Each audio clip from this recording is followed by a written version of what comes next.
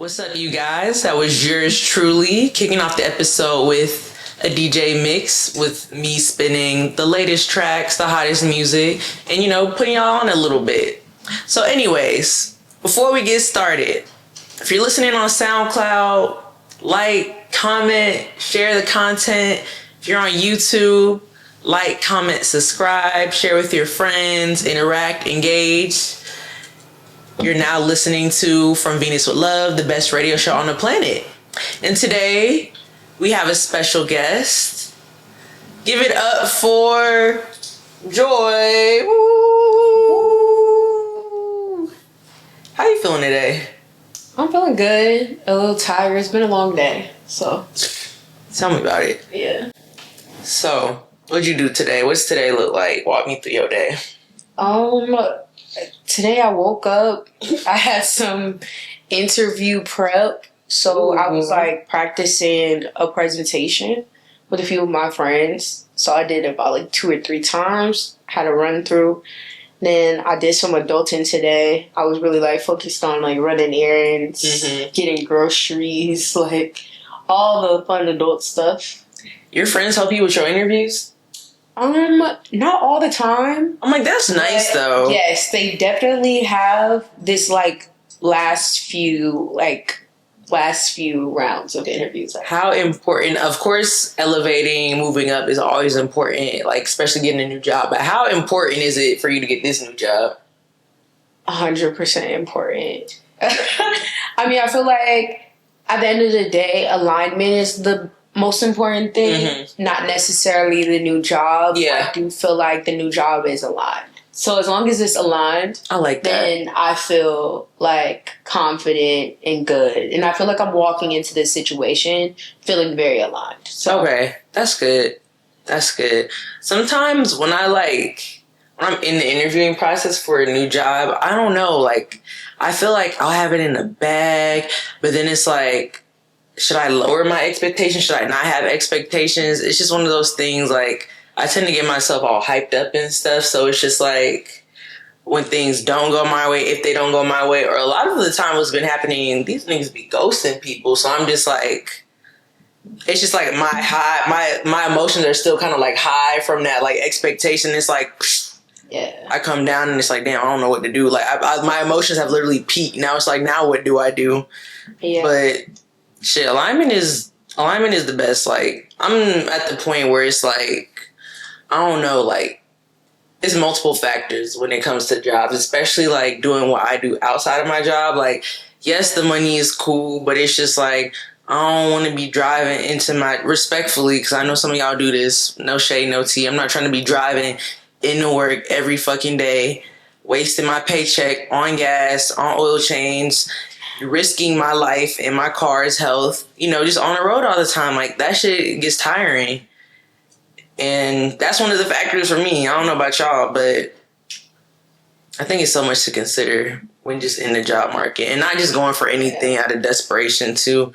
I feel like that's the biggest lesson I've learned. Yeah, no, for sure. I think I'm in a place in my life where I've been manifesting exactly what I want. Yeah. My makeup is a manifestor generator. So I'm actually really, really good at manifesting things, which can be beneficial. It could be good or bad, right? Because you could say the wrong thing and now you're manifesting the wrong thing. So I have to be very careful with my words. But I will say when it came down to this particular job, I manifested on strict timelines. I also was praying. I did some fasting. I wasn't playing for clarity sake. I was doing a lot of things to even heighten my spiritual self to be aligned with the thing that I really wanted. So I need to try fast. It honestly came even better than what my manifestations were. So I have to also give room for the fact that I called that forth. So it shouldn't be any other answer other than what I've already called it to be. So everything's really intentional. I love it. That shit, it makes me want to work on my shit. But we're going to start with an icebreaker. I'm glad that your job search is going, the way you plan, what you've been calling for. We're going to start with the icebreaker. So, Name the days of the week in order of your favorite to least favorite. Ooh. And then after, just like give me explanation why. So you gonna go, then I'm gonna go. Okay. In order from favorite to least favorite. Yeah. So don't just go Sunday, Monday, Tuesday, Wednesday. Like, you know, the first day should be your most favorite. The last day should be your least favorite. My first day is Saturday. Okay. So it will probably be like Saturday, Friday, Thursday, Sunday, Tuesday, Monday. And why that order? Let's break down each day. Starting with Saturdays, like usually Saturdays, I'm able to like sleep in a little bit. Mm-hmm. I also have football practice because I play for a national flag football team. Shout out to the Georgia Savages. But I usually go to football practice, so that gives me an opportunity to like connect with my community and also like get some exercise in. Mm-hmm. So I feel really good on Saturdays, like especially like getting your adrenaline pumping. If you have like a really long week, like it's a good way to like calm down and just like be able to connect with your body, connect with your people. So that's like one of my favorite things about Saturdays, and then it's still the weekend. Mm-hmm. So like usually after that, like I'll go out and have fun and like do stuff because I have free time to like take care of myself. And then I said Friday. Right after that, usually Fridays is when everything is popping. Like, that's when all the parties happen. Yeah. And that's when people be outside. That's the kickoff. Like, that's kind of like the kickoff to the weekend because everybody's like, oh, thank God, no more work. Like, we're about to leave to the weekend. So a lot of times Friday is just like a fun time. There's always something to do. Mm-hmm. Then Thursdays, I don't know. I really like Thursday because Thursday is like Friday Junior. Mm-hmm. There's usually more chill vibes on Thursdays, but still like you can get outside if you want to. Yeah. Type of deal. So I can appreciate that about a Thursday. That kind of reminded me of being SOB because we didn't have class on Friday, and we would go to You'd be turned. We go to St. Eve's. Like it was like you go to Rose Bar. You go to El Rey, Rose Bar, and then St. Eve's. Yeah, we used to be outside. But yeah. Yeah, and Thursdays, even in college, like Thursdays was a turn day. Like you got Thirsty Thursdays, like Thirsty Thursdays, pure. Come on, pure still up. Okay, wait. So it was pure Rose Bar. No, it was pure El Rey, Rose Bar, St. Eve's. Yeah, there you go. Period. Just like that. Just like that. So yeah. Thursdays here though is like way more chill. It's like chill vibes, but you can get out. You can do something like artsy and cute. And then I think I said Wednesday then Sunday. Yeah, I think Wednesday is like your hump day. I think Wednesday is just like a good time to like relax, stay your ass at home, not do nothing, like just chill. And then Sundays, I like to listen to church. I don't always go into church, but I do try to like tap in. I just started going to a new church in Atlanta, so I've been trying to like be consistent in like going to church. And just really trying to figure out my relationship and my walk with God and what exactly I want that to look and feel like for me.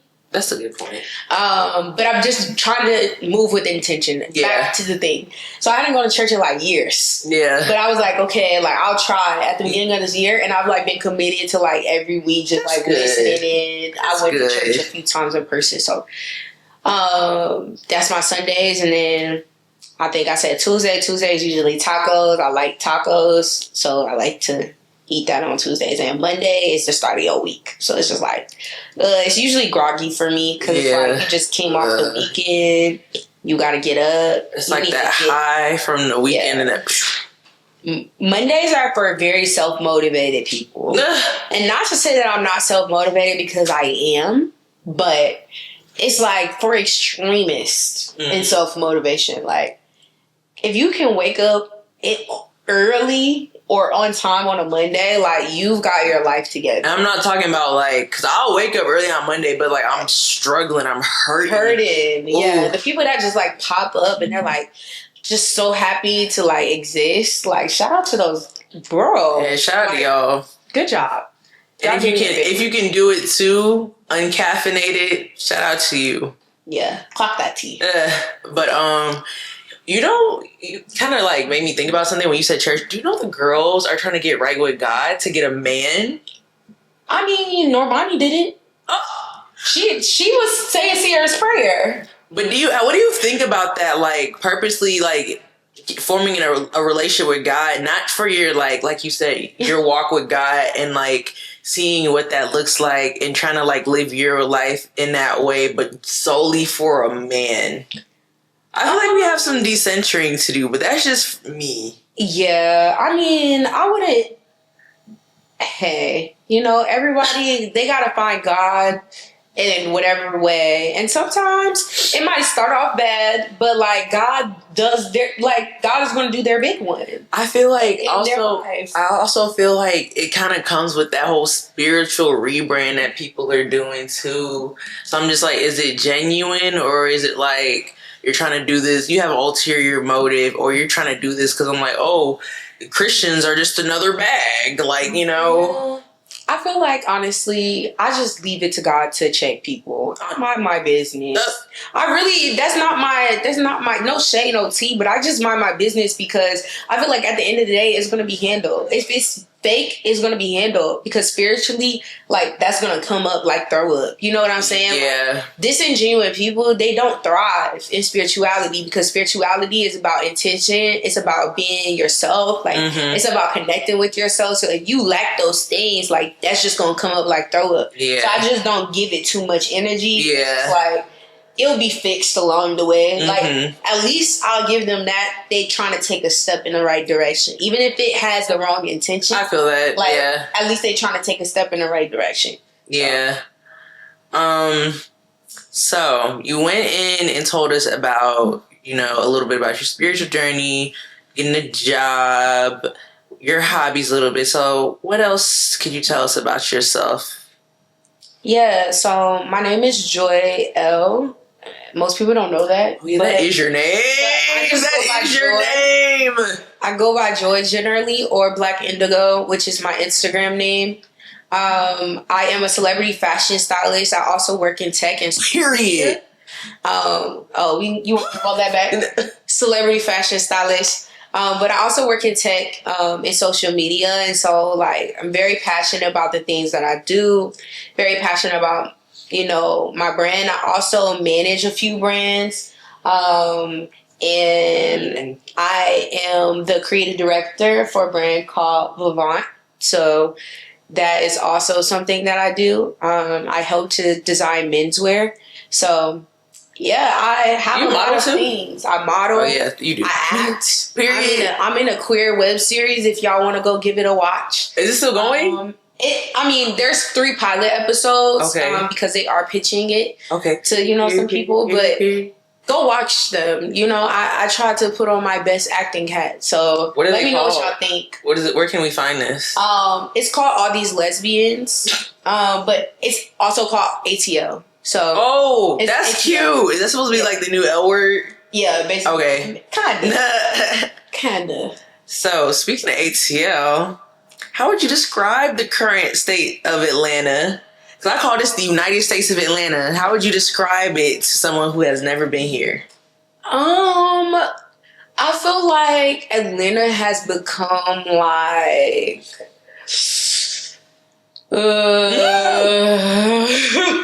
I'm so scared of Atlanta. There's like good and bad, right? So it's like Black Hollywood type of deal, but then it's also like Black Hollywood. It's like Black Hollywood, and with Black Hollywood also comes a lot of fake people, and then there's like the scammers. There's like a big scammer community here, so it's like just protect yourself, don't get scammed, and then Yeah, I feel like the best thing about Atlanta though is the fact that like there's so much Black community here in the city. Now, once you get outside the city, don't quote me. You know what I'm saying? But like when you're in the city, like it feels very Black. It feels very cultured. There's a lot of things to do that are supported by culture, that are supported by Black people. That are invested in by Black people, and Black people are willing to invest like in you and in your creative ideas. So that feels really good about Atlanta. That's like the best part. So, would you say that's your favorite part of Atlanta, or is there something else? Yeah, that would be my favorite part about Atlanta. So originally, I'm actually from Detroit. People don't know this about me. I moved to Atlanta when I was young, so I claim Atlanta as home. But I'm originally from Detroit. So, wow. Go Lions. What up, though? What up, though? My baby. Some water. Okay, so as a stylist, has Atlanta influenced your style in any way? I would say they say we can't dress here. No. To be honest, niggas really can't dress here. I mean, I don't think my style was influenced by Atlanta, especially growing up in the suburbs and outskirts of Atlanta. Yeah. So I didn't have much Atlanta influence on anything growing up, for real. I didn't really get an Atlanta accent. Mind you, I am from Detroit. I don't sound like I'm from Atlanta. People never say, "Oh, are you from Atlanta?" Like, never.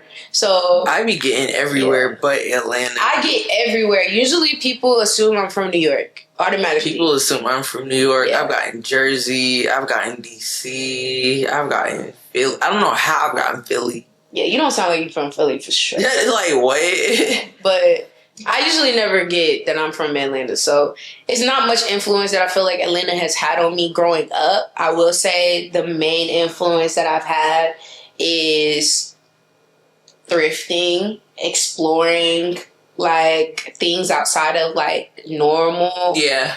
Like things when it came to like my fashion, and that's kind of where it was. AKA, yo, I was on Tumblr. Yeah, no, I mean, Tumblr. I was never really a big Tumblr girl. I was like on MySpace and Facebook, but I didn't really do the whole Tumblr thing. Like social media really wasn't my thing. I really didn't get on social media until I got to college. I was scared to get on MySpace because when MySpace started popping, I think we was in like 2nd and 3rd grade. I will never forget this little boy was talking about I get on MySpace so I can meet grown men. And I'm like, oh, I know what website not to get on. Yeah. I was like, oh, that don't sound right. That's like, this crazy. Is what MySpace is for. Mind you, he's a kid and he like very aware of what he's doing. I'm like, yeah, MySpace, I probably missed out on like a whole era of shit. But like, I was when I heard that shit, I was so good off of that. Yeah, I think I was on MySpace maybe for like a year. It was like probably like early middle school, and then MySpace was pretty much washed out. And then it was Facebook, and then I stayed on Facebook, but I didn't get a Twitter. I didn't get real social media until I got to college. I was heavy on Twitter and Tumblr and Instagram and like, I want to say like 7th grade. Like, I was on the internet. Just too young, just exposed to everything. Yeah, nah. I didn't get any inspiration from it. It's like I missed so much. I was very like sheltered, I think. Like my mom, I'm a PK. My mom did not play that shit. So it was just like, I was super sheltered growing up. I couldn't listen to secular music for real. I did not start listening to music. Like Howard really shaped a lot of like who I am as a person for real. I'm so glad that I went to HBCU because it was really hard. I didn't get a cell phone till like maybe like 10th grade or 11th grade, like my own phone. So like until then, and even then my mom was like she couldn't wait to go through that phone. Like, ooh. I had to take the battery out. Thank God back then the batteries came off the phone. I used to take the battery out, put it on the side. I used to close that phone and be like, sorry, it won't turn on, Bookie. I ain't never thought of that. It won't turn on, Bookie. Oh, I ain't never thought of that. Man, my phone used to try again. My phone used to get gone through so bad, and like, man, I was just talking shit about people, and my mom was I was like, I never understood why my mom was mad, and it's like, I get it now, but like, bro, that's not a reason to like punish a child because we being kids, we talking shit. Like, Man. You know, I had to take the battery out. Just know the battery was always out of my phone. I put that bitch under the bed. Don't you worry. You're not going through anything because there's no battery in it. I'd be like, Mom, my phone is broke. It broke earlier, bro. Like, it's been broke. Did she ever catch on? Like, why your shit always broke? No. No, because that battery was out that phone. The battery was hidden. I'm fucking weak. She can catch on. It was out that phone. So how would you describe your personal style?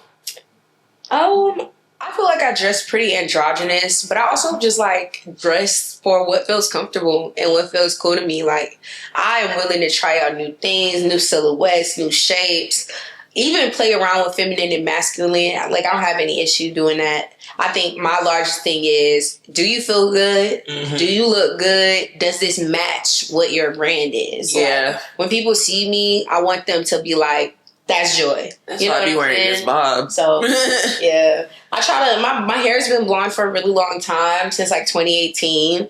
I've basically kept blonde hair for the most part. So that's definitely a piece of my brand, I think, at this point, notably. So, but yeah, I just want people to feel like that's Joy.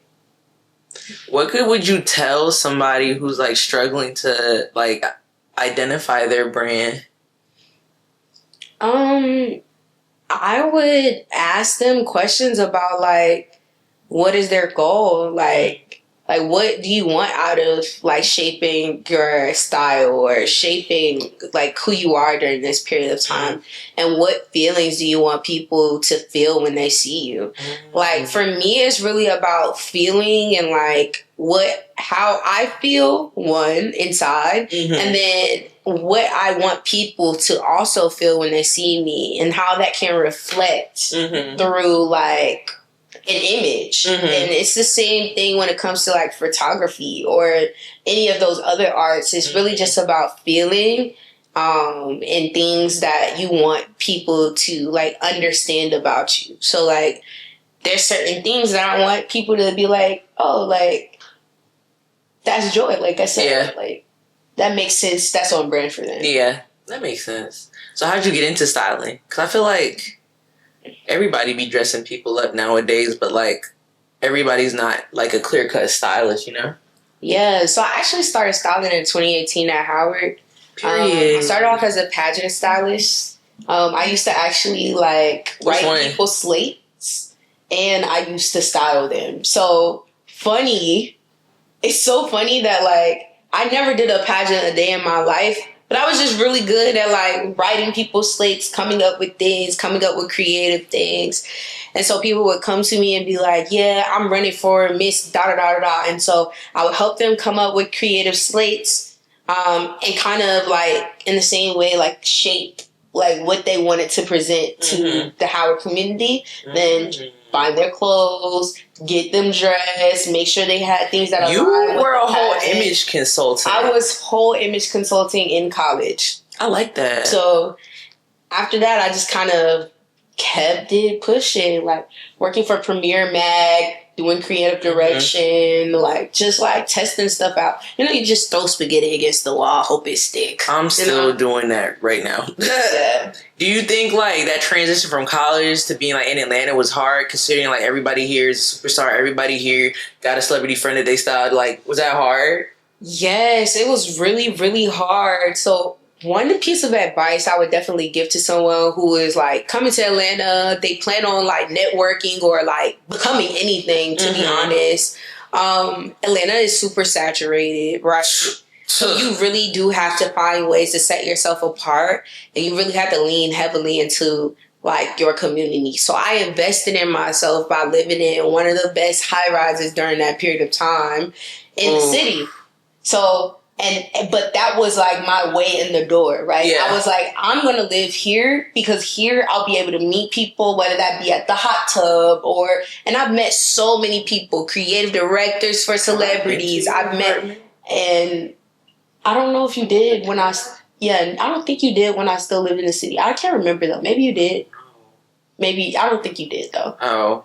But when I was still living, anyways, I lived on the 26th floor, Like, I was living my, like, long window dreams, and I was networking. Like, whether it be in the elevator, I got dressed every single day. I would get in that elevator, I would go downstairs, I would go to Whole Foods, I would just do my thing, and people would see me around, but they would talk to me. Smart. And that was how I would, like, my clothes for me, I'm not a super vocal person all the time. So my clothes for me are, like, basically like an icebreaker. Yeah. So, like, I want people to talk to me or say, hey, so that it gives me freedom to, like, open up conversation. Yeah.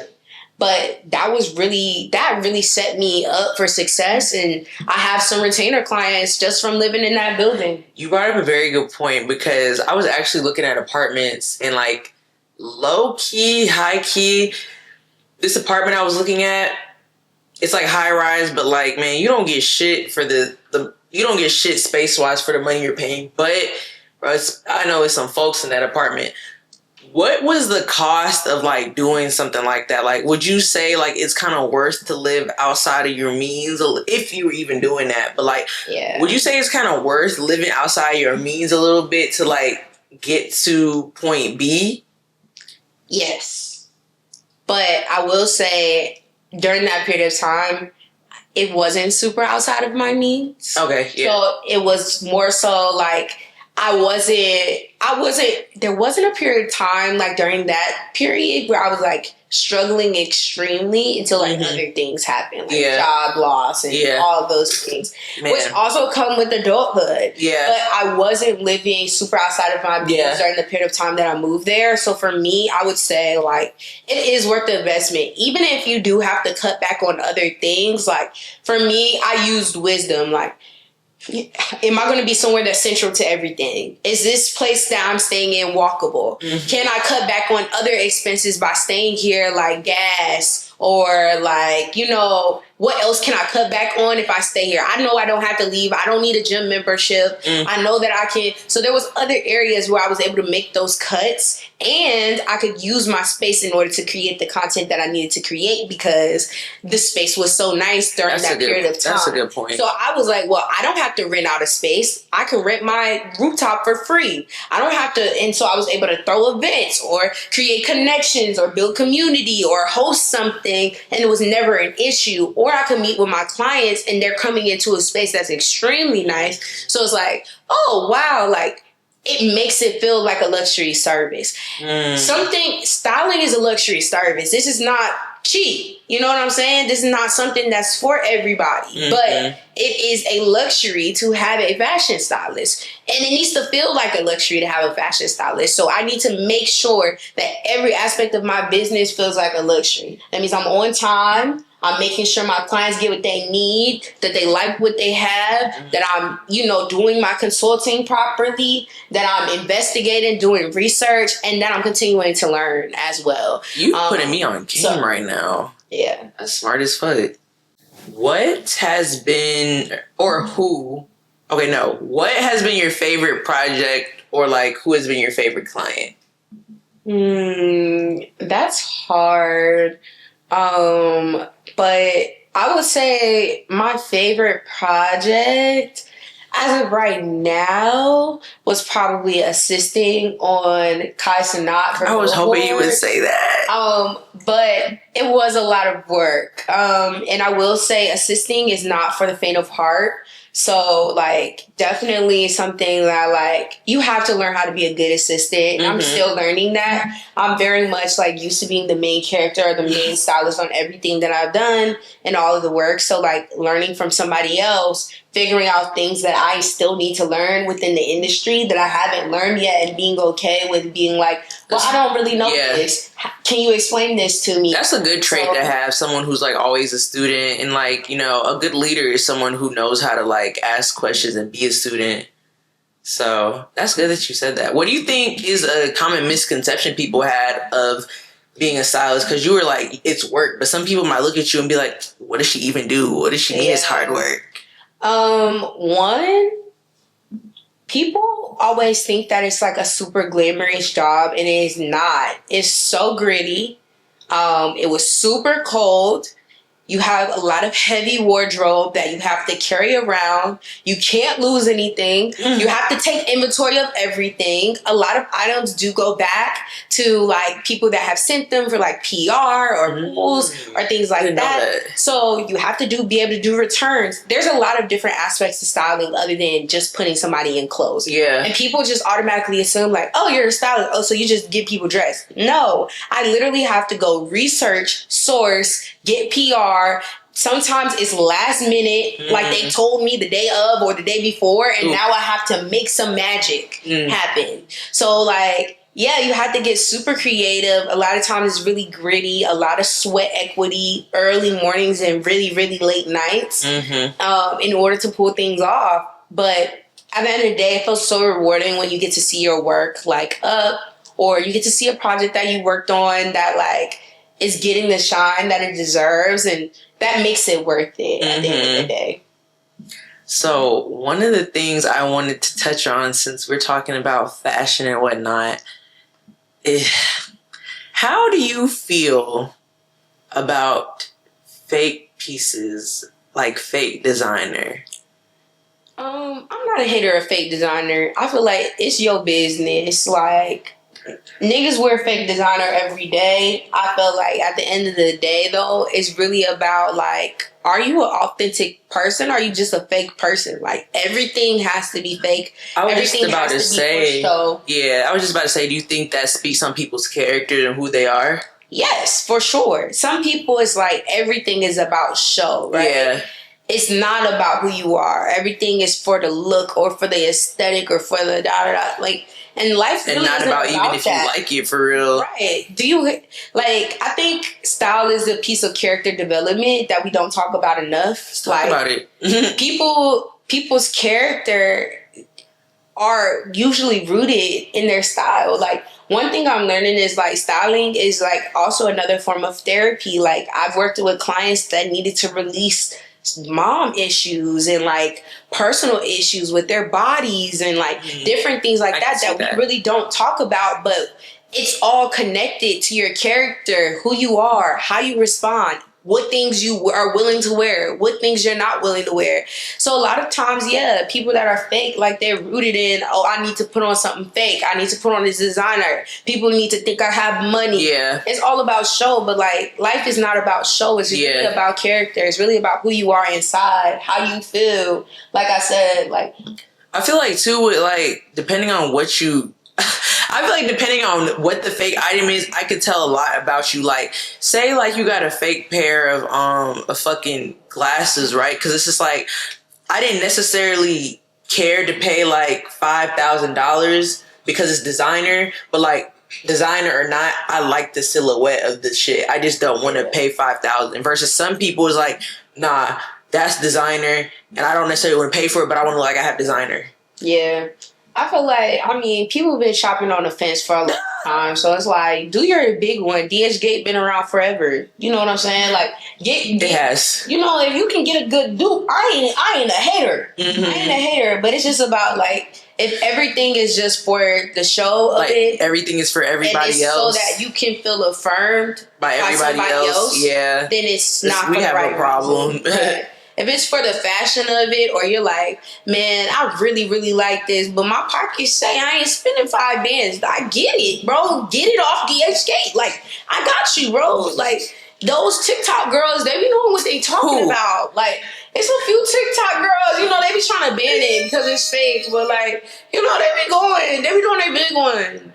I remember I read something that said, like, fake clothes supports terrorism. Like, it's not ethical. Yeah. I don't know how true that is, though. I'm not gonna lie. That sounds like some, like, racist shit that the United States made up, and they tried to push that to us so we could, like, hate Middle Eastern people. Because what? Yeah. That shit was made in the fucking trenches in New York. What you mean terrorism? How does this trace to Afghanistan? Let me know. If I'm in the trenches in another country and they selling me some fake designer, like, I just might come back with a fake bag or something. Like, I don't know. Like, how am I supposed to know anyways? Yeah, like, you know what I'm saying? Good point. Every single time, like, sometimes the quality, like, depending on how high you go in the quality, like sometimes you just don't know. Like it's like, and then this is almost real. And I mean, the shops are there. Sometimes I hear too that like the fakes are just like shit that was made at like Louis Vuitton, but like has like a misstitch. Yeah. Like, so I'm just like, jeez. I don't know where it come from. I don't know if it's made in a sweatshop. I don't know if it's made in a Louis Vuitton shop. Too. I really don't know. Because we be buying hella... It's unethical, we be buying hella shit too that's not even considered fake, but like it do be like a 3-year-old probably pieced this together. Now what? It's real, but like child labor. So it's just like... I don't know. I feel like if you shop at Shein, you can't be mad at nobody that wear fake designer. Man, what? Because that's like, that's basically equivalent. So it's like, you can't be mad. Do you think social media plays a part in, you know, people feel like they have to wear name brands? I feel like social media plays a part in people feeling like they have to keep up a certain image. It's like, you don't want to look like you down bad on social media. You don't want to look like you don't got it together on social media. And I mean, we all have an image to upkeep, but I think at a certain point in life, like, I'm just looking for authenticity, me as a person. And I'm also looking at myself to grow in my own authenticity. Like, in which ways have I not been authentic to my personhood or myself? That's when it comes back to like that intentional piece or that like spiritual piece where it's like, you know, the fake always fades and the real always shows. And that's just the truth. So it don't matter. Because, like, you can wear fake designer all you want to, but your designer shoes going to fade.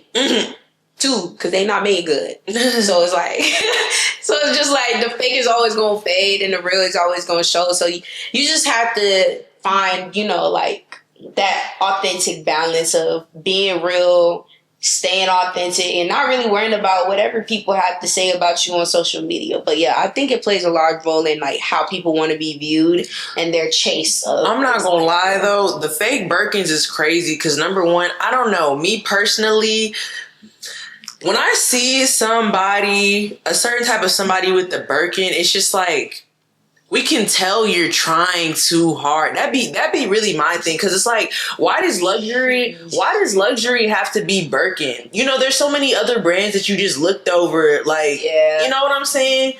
I feel like people be trying to like associate luxury with one thing and not everybody looks the fucking same.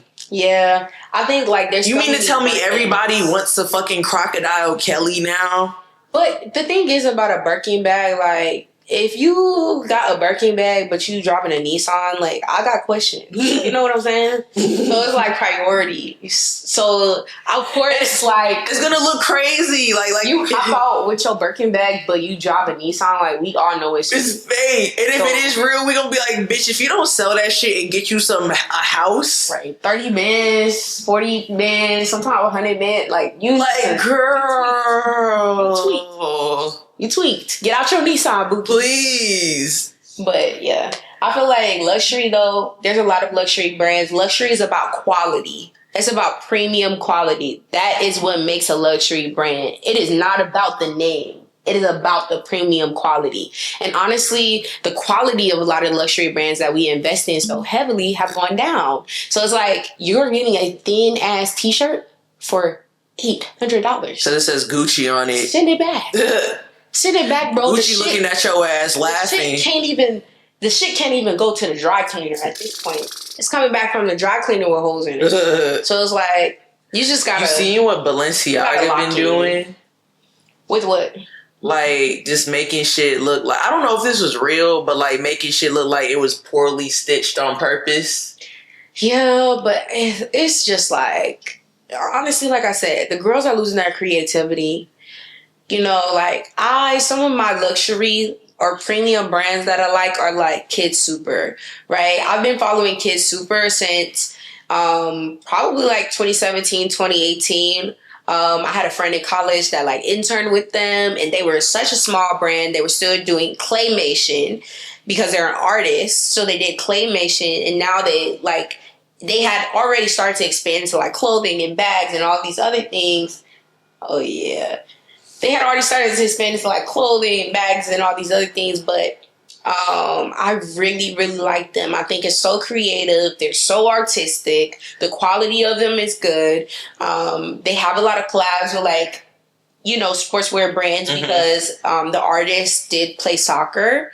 And so like he collabed with Puma, and that was like one of their first big collabs. But I will say they have moved into like a more luxury space, and like I love that for them. I love when artists start making clothes. Yeah, they just haven't lost their like quality, and there's a lot of like brands though that I really enjoy that like I would say are like luxury brands, but the quality is there. And that's what's like the most important. Don't give me no paper for $500. Like, please, I'm not doing it. So what would be your advice for somebody who is trying to look good but has a budget?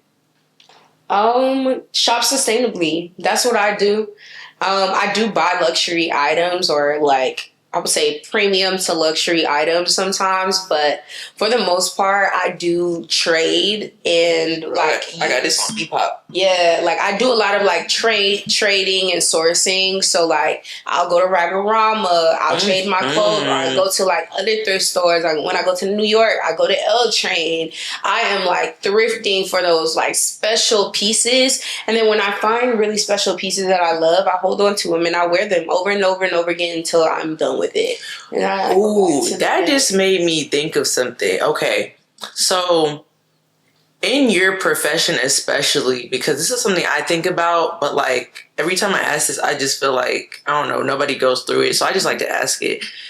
Do you feel like you have the pressure to like look a certain way all the time? Because like as the DJ, like especially with the content culture being so heavy, like chances are, even if you don't think you're on camera, you're probably on camera. Right. So even as a DJ, like I'm in front of people, someone's probably filming me for, their Instagram, or just like I'm being filmed for a set, or even this. Like sometimes I feel like the pressure to be like dressed up or dressed a certain way. God forbid I rewear the same clothes, you know what I'm saying? So that's when the overconsumption kind of like creeps in. So do you feel the pressure to look a certain way or dress a certain way or even stay on trend doing what you do? I mean, of course, like it's my job to stay on trend. It's my job to make sure I look good because like my image is my money. You know what I'm saying? Like I found a lot of clients just being at the mall shopping for another client. Yeah. And making sure that like my outfit matches my job. Yeah. And when I tell somebody I'm a stylist, they're not like, oh. Yeah.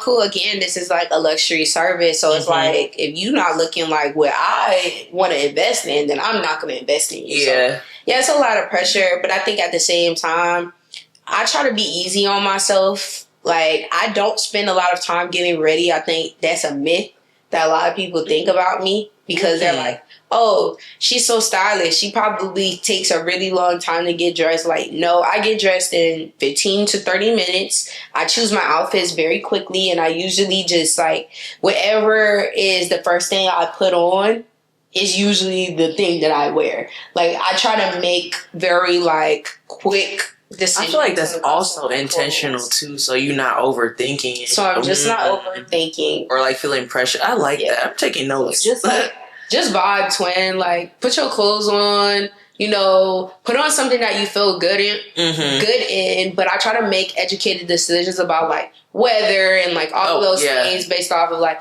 okay, what is the vibe tonight? How am I feeling? Do I want to wear something bright? I know I'm going to be on camera. Like, what type of vibe do I need to feel and, like, give when I'm on camera for people to be like, I like her outfit. Yeah. Would you fuck with someone who couldn't dress? I mean, obviously, if, I fucked with people that couldn't dress before. But they always could dress after me. Oh. Y'all welcome. Oh. You're welcome. I helped you, Stinky. I hope you know that. I hope you know that I put you on. And that's all I gotta say. I let them live. But I did help them out. I did. So, who tends to dress better to you, men or women? I don't know. Both of them really, sometimes they be looking crazy. But I'm going to say the girls, because I'm always here for the girls. I'm always around the girls. Speaking of the girls, what is your favorite part of being a woman? Pretty privileged. Let me tell you something. Does that work with niggas for you? Yes. That's the best part. Like, even being... identifying as a queer woman, like, I still observe pretty privilege. Like, I still get away with a lot. Men will still, sometimes, not every man, but like a lot of the times they'll still try to like exert their I'll pay for things. And I'll be like, go ahead. Okay, treat. Like, look, go ahead. Do you want to pay for all the drinks? You got it. Like, I'm not about to be like, no, like, please pay for my stuff because I didn't want to pay for it either. Like, little did you know. So, like, yeah, I would say still being able to, like, use my pretty privilege, but, like, no, I don't like niggas. Like, it's, like, the perfect, like, chef's kiss. Do niggas be actively trying to talk to you? Sometimes, yeah. Ooh. Sometimes. It depends on, like, the vibe. Like, and sometimes they just be like, they be in love. I mean, you can't help it. You know, a baddie. They can't help it. When they see a baddie, they know a baddie. I'm fucking weak. So, it's Women's History Month, so I wanted to kind of like emphasize that with some of the questions. So, everybody talks about being a girl's girl. What does that look like as a queer woman? Or do you think it's like kind of the same across the board? Yeah, I mean, I feel like it's kind of the same across the board, but like at the end of the day, it's just respecting all people that identify as a woman. And those that maybe were born women, but maybe identify as don't necessarily identify with being a woman anymore, but fall somewhere along the spectrum. So I'll say I'll give respect to anybody who respects themselves as a woman or respects their identity as a woman. And if you don't want me to give you that, then I won't. But I celebrate all of those people. And I show them love and I show them support and I give them their flowers and I try to be loud about the support that I have for the people that I love and that I care about and for my community of women. Because being a queer woman, you're around a lot of women. Yeah, so. Where do you see yourself, whether it's like in general in life or just like with the style, or even both, in like 5 years? So I plan on opening up a creative studio. That's like one of my goals for this year, actually. So I plan on having a creative studio open by the end of the year. We'll see. I'm in the midst of like planning and like investment and stuff. And so that's one of my like big goals that I have, to like grow my brand and like kind of launch like both styling, the creative direction, and all these other things that I take several hats that I wear. And then I just really plan on being really like self-sufficient. Like I want to have people that are willing to invest, and I want to grow the community also of like artistry within certain spaces, and also leave room for the next generation of artists and creatives, and provide a space that's not so gatekeepy. Like Atlanta is kind of hard with that. Like that was like one of the hard parts that I didn't speak to, but like networking has been extremely difficult because a lot of people want to gatekeep. Niggas be living in lack.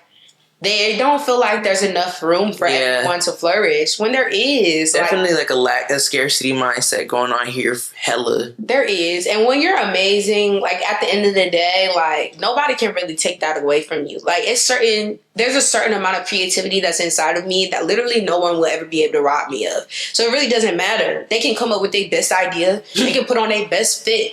It just would never match what God has already given me because it's already inside of me. Like that was just for me. It was special.